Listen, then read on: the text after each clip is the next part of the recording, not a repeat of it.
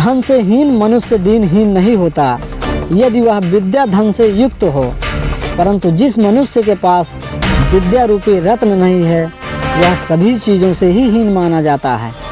भली प्रकार आँख से देखकर मनुष्य को आगे कदम रखना चाहिए, कपड़े से छानकर जल पीना चाहिए, शास्त्र के अनुसार कोई बात नहीं कहनी चाहिए और कोई भी कार्य मन से भली प्रकार सोच समझ कर करना चाहिए।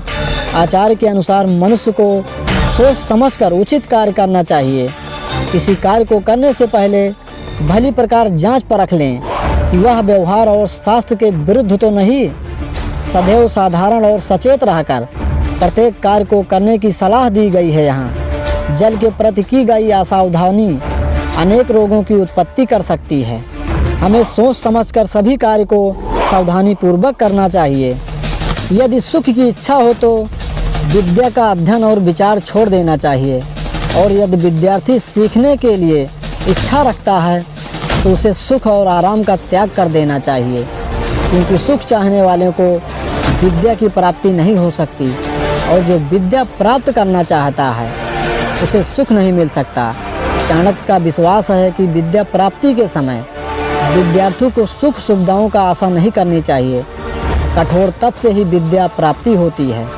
यदि विद्यार्थी विद्या में पारंगत होना चाहता है तो उसे निरंतर अभ्यास करना पड़ता है, जो सुख सुविधाओं से नहीं हो सकता। क्या कठिनाई से मिलने वाली कोई भी वस्तु मूल्यवान नहीं होती? अतः विद्यार्थी को सुख की आशा छोड़ देनी चाहिए, अन्यथा उसे विद्या प्राप्त नहीं हो सकती। भोग और ज्ञान परस्पर विरोधी होते हैं। कभी अपनी कल्पना से क्या नहीं देख सकते, अर्थात वह सब कुछ देख सकते हैं।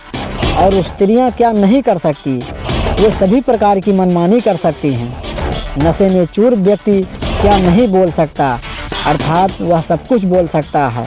और कौवा क्या नहीं खाता। आचार्य ने कवि शब्द का प्रयोग यहाँ ऋषि और कवि दोनों अर्थों में किया है।